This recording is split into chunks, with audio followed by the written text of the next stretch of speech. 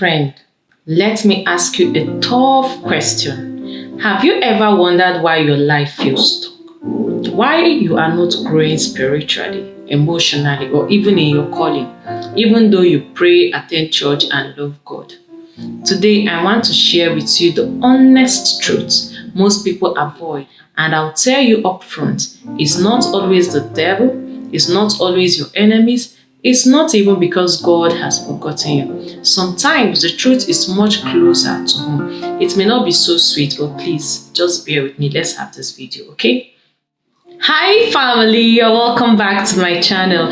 Thank you for clicking on this video and thank you for tuning in to my channel. If you are an old subscriber, you are welcome back. Thank you for tuning in again today. And if you are a first timer, probably this is the first time you are being on my channel, you are welcome here. Here we talk about faith, love, purpose, growth, healing, and everything in between that leads us to become a better version of ourselves. If that is something you're interested in, please stay tuned to this channel and you will be glad you did, because I believe God will bless your life greatly through this channel. You can do that by subscribing to this channel and turning on the notification bell so that whenever I upload a video, you will be notified. That being said, you are welcome to my channel.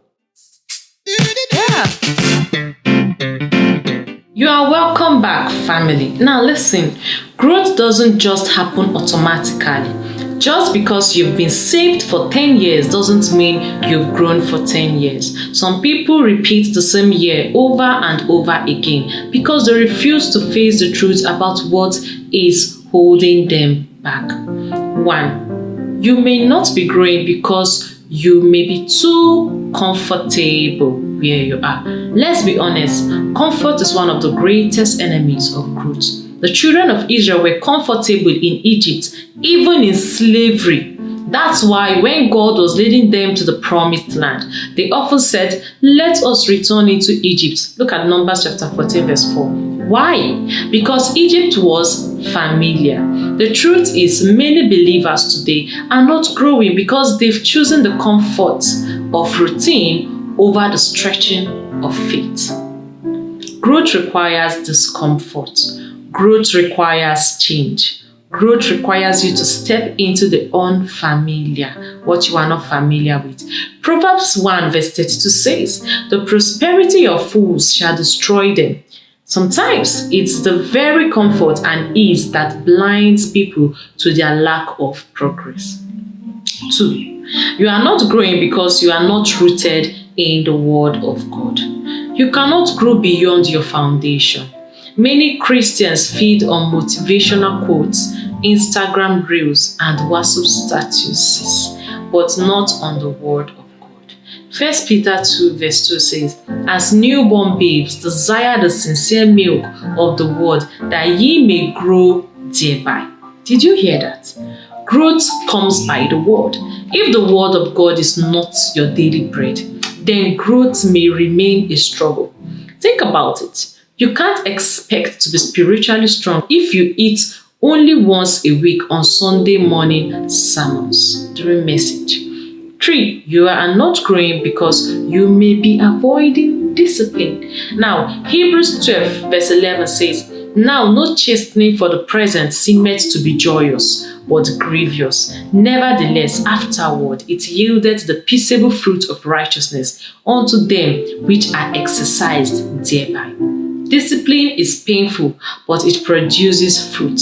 The problem is many of us don't really like correction. We don't want accountability. So people, we want God's blessings without God's boundaries. But beloved, growth only comes when you submit to discipline, God's discipline, and even practical discipline in your daily life.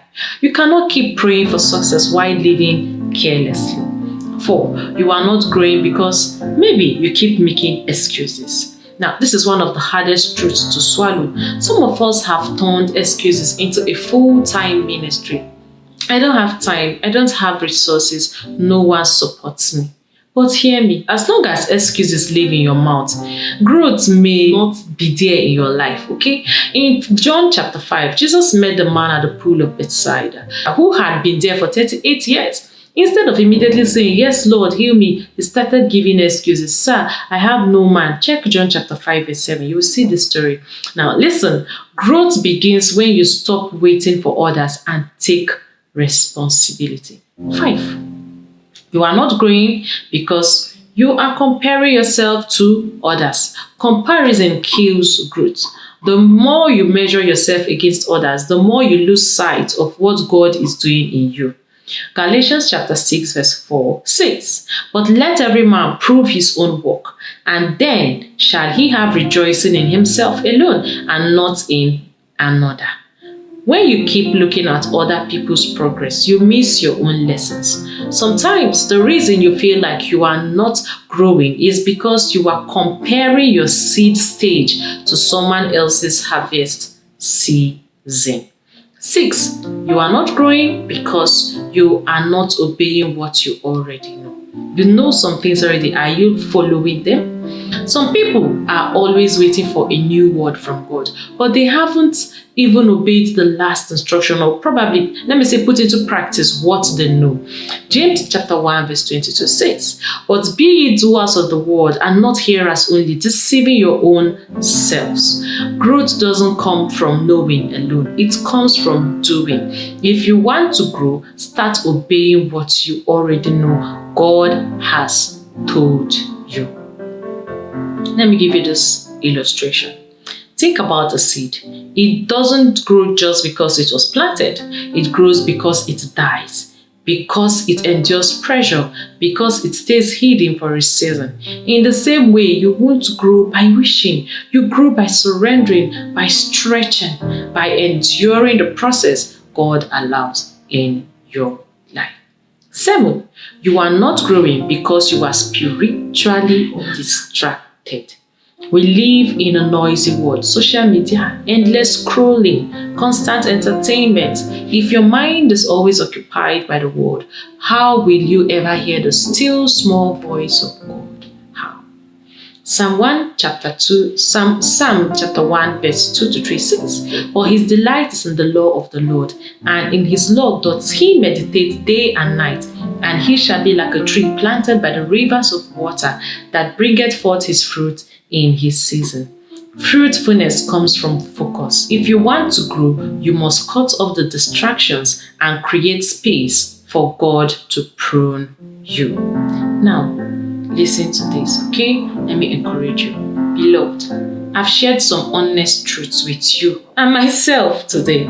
Maybe 1 or 2 of these points spoke directly to where you are right now. The good news is you don't have to stay stuck. Yes, growth requires honesty. It requires sacrifice. It requires you to leave comfort zones, pick up discipline, dive deep into the Word of God, and obey God in the little things. But here's the beautiful part. God is more committed to your growth than you are. Philippians 1 verse 6 says, being confident of this very thing, that he which had begun a good work in you will perform it until the day of Jesus Christ. Okay? So don't be discouraged. Don't settle for stagnation. Allow God to stretch you, challenge you, and grow you into the person he has destined you to be.